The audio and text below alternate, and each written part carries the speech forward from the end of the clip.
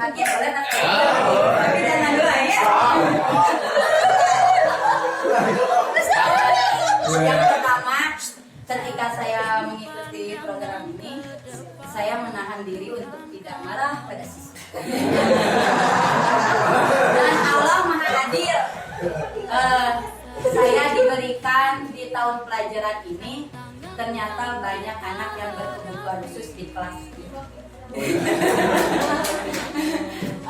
Mungkin Allah ingin tahu seberapa sabar Bu Neneng menghadapi perbedaan anak ya.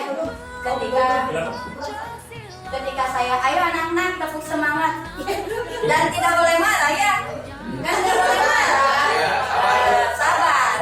Jadi kadang saya berpikir dan tidak boleh marah.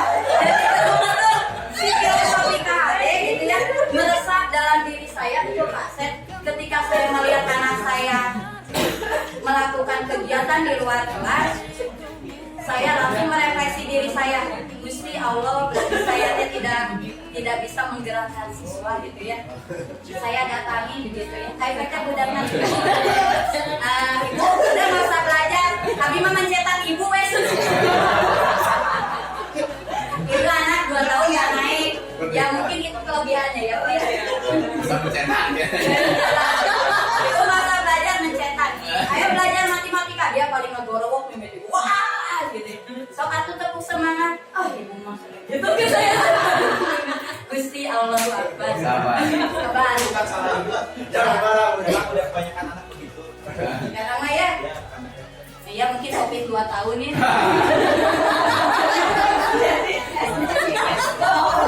Ya atau SPP yang kedua ya.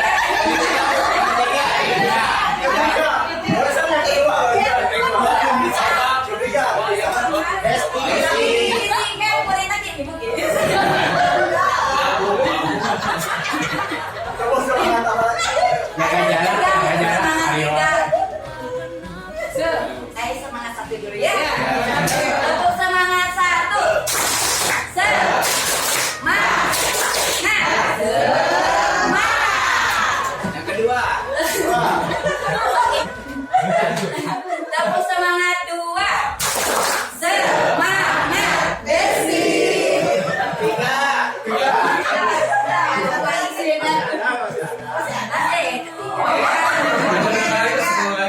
Sampai 10 episode. Tepuk semangat 3. Dang. Dum.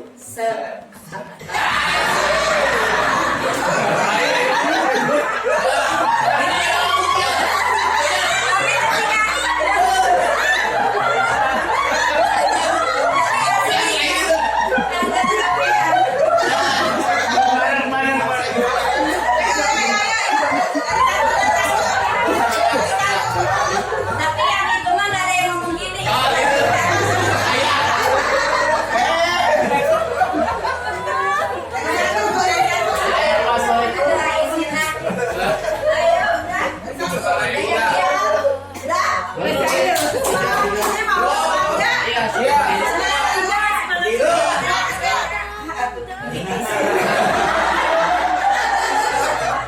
Tapi kamera tuh.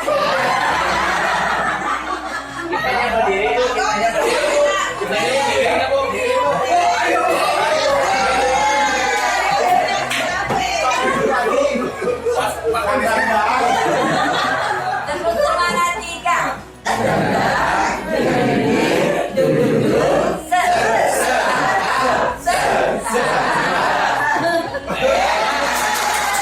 Jadi sekarang Ibu Bapak silakan untuk membuat secara individu rencana pengembangan program sekolah.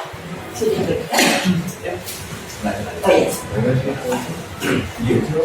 Perlu di ini nggak? Perlu dijelaskan nggak apa tujuan itu program sekolah? Oke. Perlu. Nah, misalnya tadi apa tujuan program sekolah? Misalnya tadi membangun sekolah yang literat, gitu kan? Kemudian apa langkah kegiatan yang dilakukan untuk melaksanakan program? Misalnya tadi pertama nih membudayakan kebiasaan membaca. Jadi di kelas anak harus membaca 15 menit sebelum pembelajaran. Sebulan sekali ada redaton. Terus apa lagi yang memungkinkan kegiatan? Ada kunjungan ke perpustakaan. Kemudian apa lagi? Pembelajaran misalnya melibatkan sumber daya sebuah pembelajaran yang lain, misalnya melibatkan di perpustakaan dan sebagainya ya. Kemudian apa sumber daya yang dibutuhkan untuk melaksanakan program? Misalnya tenaganya. Tadi kalau Bu Lia itu walaupun banyak orang tapi tetap aja masih kurang katanya tenaganya. Itu diperhitungkan ya. Kemudian biaya. Tadi katanya mau pengembangan tentang perpustakaan kafe itu ya, berbasis kafe. Nah itu pengembangannya seperti apa? Bisa nggak gitu? Tentang biayanya bagaimana? Itu diukur ya biayanya. Kemudian keterampilan. Nah kan dalam tadi kan Bu Lia juga di perpustakaan juga ya. Nah itu ada petugasnya nggak? Ada petugasnya. Nah petugasnya itu kompeten nggak gitu? Dia paham nggak tentang perpustakaan? Misalnya ngelabelin, terus menspesifikasikan buku, menggolongkan buku-buku gitu. Nah itu keterampilannya ya. Kemudian siapa yang dapat dilibatkan pelaksanaan program dan apa peran mereka? Nah guru siapa misalnya? Nah, guru tadi kan guru bahasa Indonesia, guru bahasa Inggris, bahasa Sunda gitu kan. Nah program dikatakan berhasil jika apa indikator keberhasilannya apa tadi? Tadi juga Bu Lia udah ada ya, semakin meningkat kemudian waktu periode pelaksanaannya apa? Tapi kan itu bertahap ya Bu Lia kan. Tadi Bu Lia yang dari mulai sederhana kemudian ke level yang lebih tinggi. Tadi yang ada perpustakaan basis KP ya. Nah itu kan bertahap. Yang ini bulan berapa bulan targetnya, kemudian langkah kedua berapa misalnya untuk melatih SDM-nya seperti apa gitu kan, berapa lama. Bisa dipahami juga Pak? Bisa. Pahami ya? Ini sendiri-sendiri nanti biasa di scan kemudian di upload ya kalau saya di Google Drive. Buat laporan.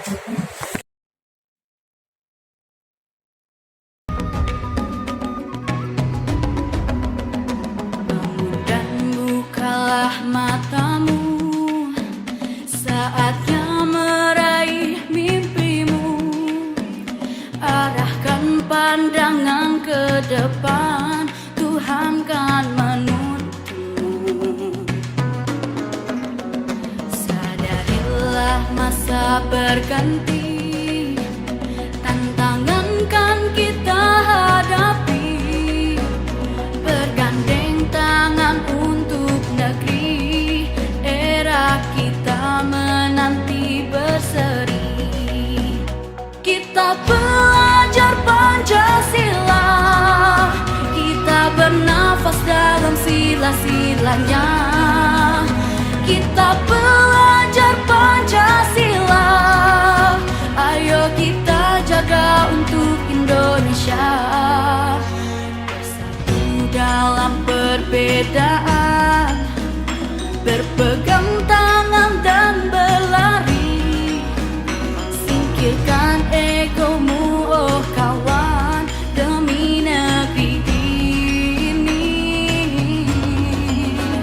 Jadilah generasi emas, cerdas berkarakter itu kita.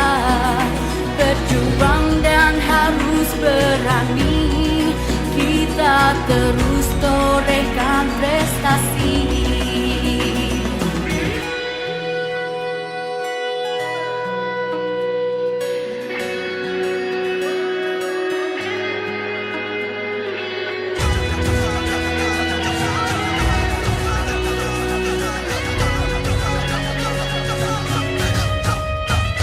Kita belajar Pancasila, kita bernafas dalam sila-silanya. Kita belajar Pancasila, ayo kita jaga untuk Indonesia. Kita belajar Pancasila, kita bernafas dalam sila-silanya. Kita belajar Pancasila,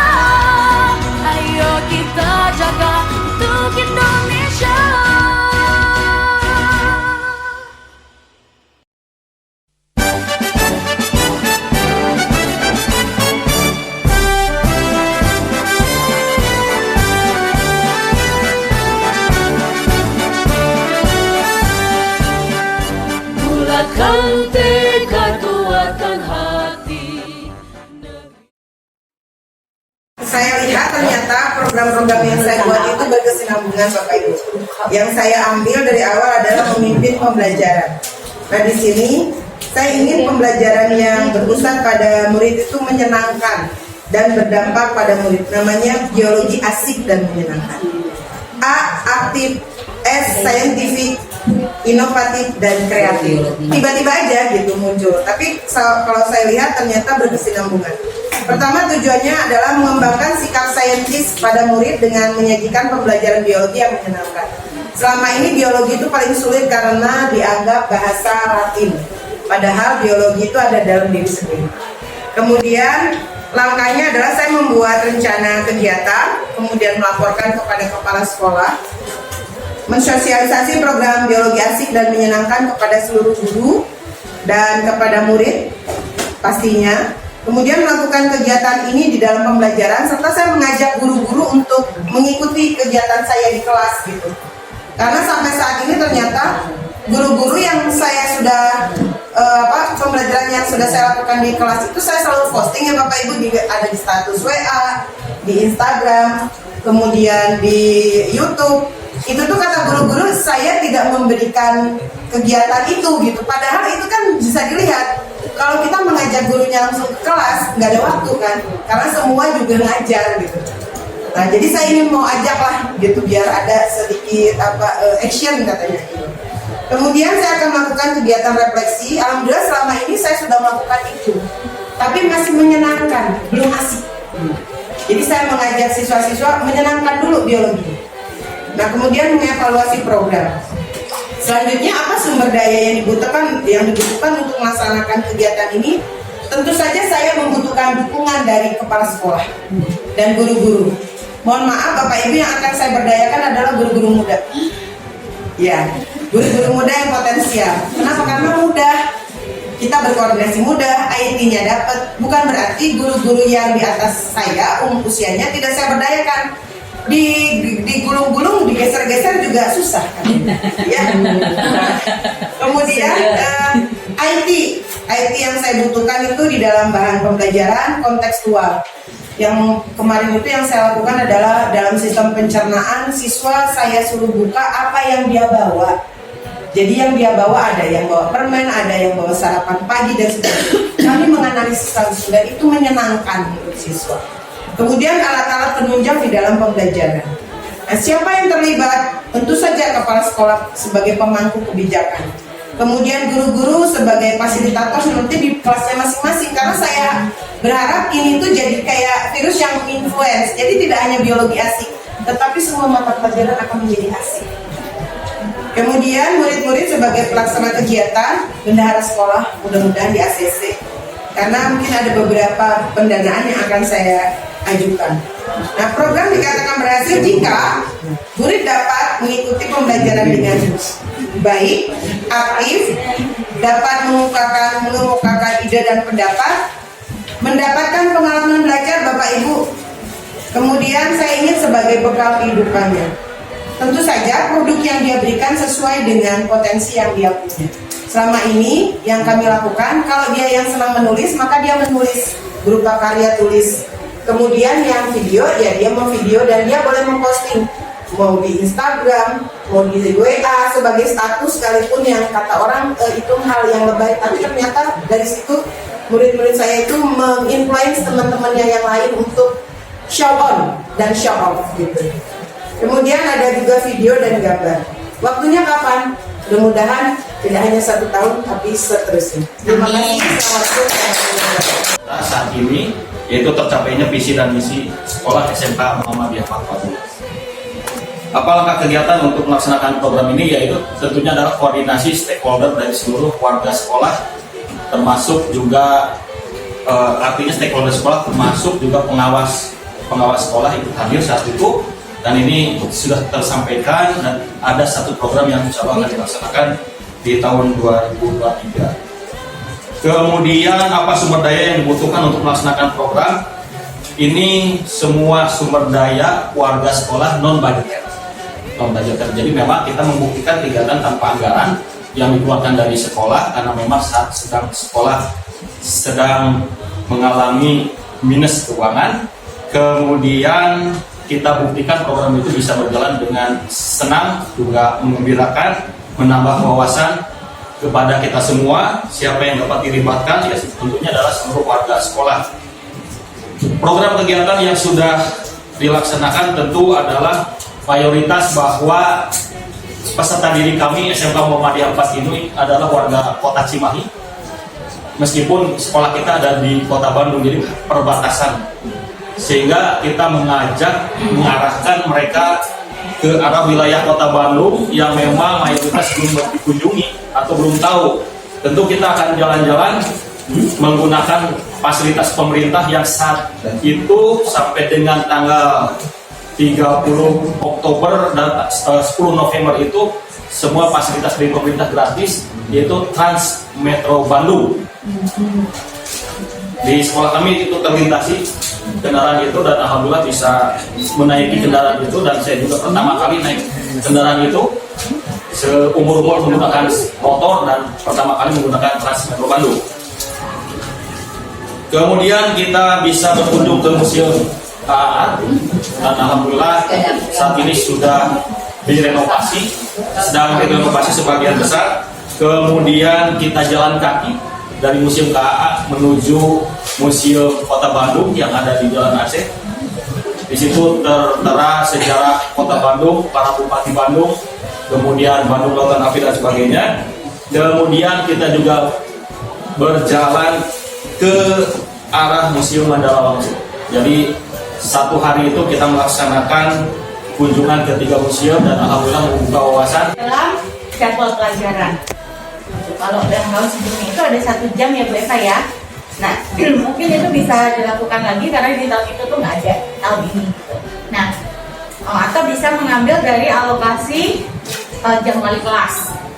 Kemudian setelah ada jadwal, kita harus melakukan assessment untuk mengetahui kemampuan baca anak, karena kan kemampuan dari satu level bisa berbeda-beda.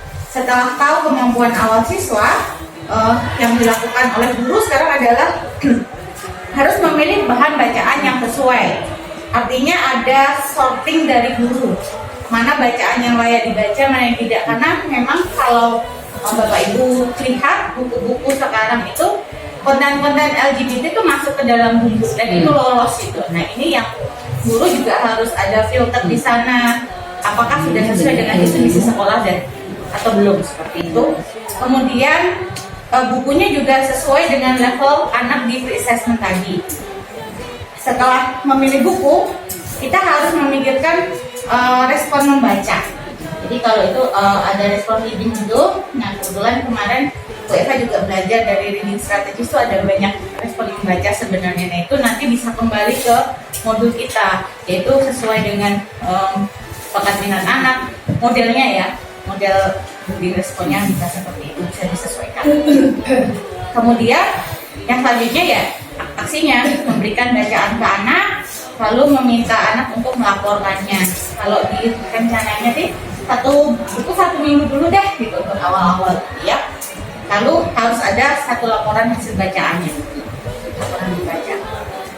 Jadi sumber daya yang dibutuhkan ada buku bacaan, kemudian kita tulisnya ATK karena kan printer, kertas dan segala macam itu dibutuhkan. Kemudian ada keterampilan yang harus kita tuntut dari anak-anak kita adalah keterampilan berkomunikasi.